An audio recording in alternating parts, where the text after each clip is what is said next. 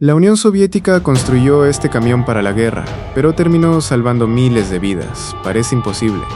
Pero eso fue exactamente lo que hizo el legendario SEAL-157, una máquina creada para transportar soldados y equipo militar, que acabó llevando alimentos a los lugares más aislados, evitando que miles de personas murieran de hambre cuando ningún otro vehículo podía llegar. Mientras otros camiones quedaban enterrados en el barro, el SEAL-157 simplemente seguía avanzando. Y esa fue la batalla que realmente lo convirtió en una leyenda.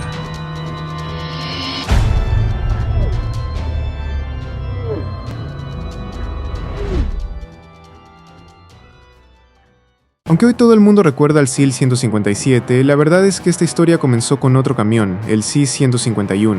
Sobre el papel parecía una máquina fuerte y confiable, pero tenía un enemigo que siempre lo ponía contra las cuerdas, el barro profundo.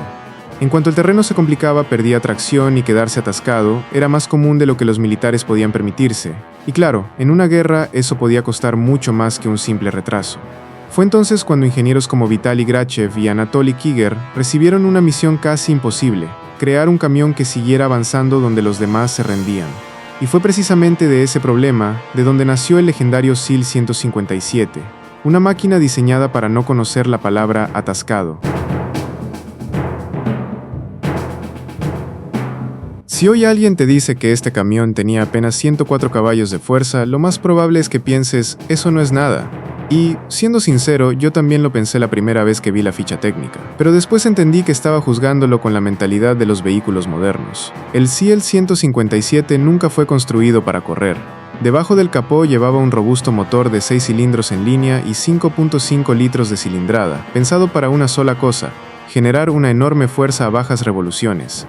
Y ahí estaba su verdadera magia. Mientras otros camiones necesitaban velocidad para moverse, este confiaba en su impresionante torque para arrastrar cargas pesadas, salir del barro y seguir avanzando donde casi nadie más podía.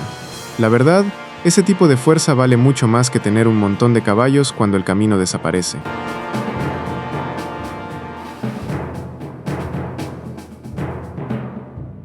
Y aquí es donde el SEAL-157 empezaba a demostrar por qué era tan diferente. No era solo cuestión del motor, la combinación de su transmisión manual de 5 velocidades, una caja reductora de 2 relaciones y su increíble sistema de tracción 6x6 lo convertían en una auténtica bestia fuera del asfalto. Mira, mientras otros camiones empezaban a patinar, enterraban las ruedas y prácticamente daban la batalla por perdida, el SEAL-157 apenas estaba entrando en acción. Y eso la verdad me parece impresionante incluso hoy. No necesitaba autopistas ni carreteras perfectamente pavimentadas.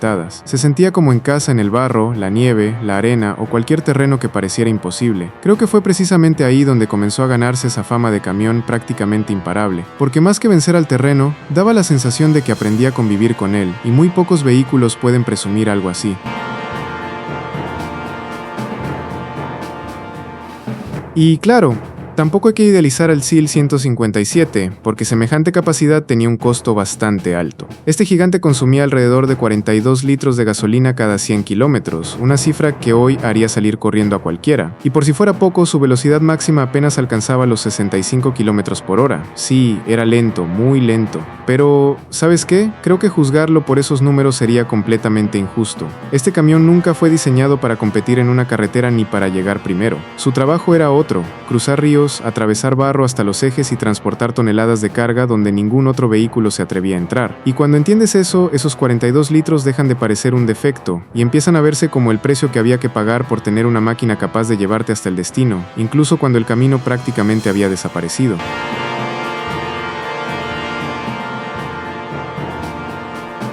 Ahora, una cosa era admirar al SEAL-157 y otra muy distinta era sentarse detrás de su volante. La verdad, este camión no estaba hecho para cualquiera, ni siquiera contaba con dirección hidráulica, así que cada giro exigía fuerza de verdad. Imagínate maniobrar más de 5 toneladas de acero sobre un terreno lleno de piedras o barro. Y ojo, porque si una rueda caía en un hueco y no llevabas el volante bien sujeto, el golpe podía ser tan fuerte que hasta podía lastimarte las muñecas. Era una máquina que imponía respeto desde el primer minuto. La cabina tampoco ofrecía lujos, puro metal, calor entrando desde el túnel de transmisión y lo justo para seguir trabajando. Pero curiosamente, muchos de los conductores que lo manejaron recuerdan esa experiencia con orgullo. Y es que conducir un SEAL-157 no era simplemente manejar un camión, era demostrar que podías dominar una máquina construida para enfrentar lo imposible.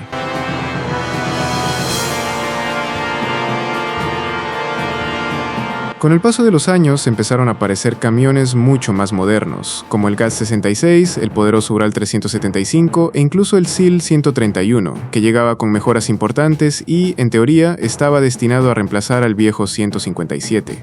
Y sí, sobre el papel parecían superiores, tenían más potencia, un diseño más actualizado y mejores prestaciones. Pero, ¿sabes qué? La realidad en el campo casi nunca se decide con una ficha técnica. Quienes dependían de estos camiones todos los días seguían confiando en el SEAL 157 por una razón muy simple. Era una máquina increíblemente resistente, fácil de reparar y capaz de seguir trabajando con herramientas básicas y un buen mecánico. Y créeme, cuando estás a cientos de kilómetros del taller más cercano, eso vale muchísimo más que unos cuantos caballos extra. Por eso, aunque llegaron modelos nuevos, el viejo 157 nunca perdió el respeto de quienes realmente lo ponían a prueba.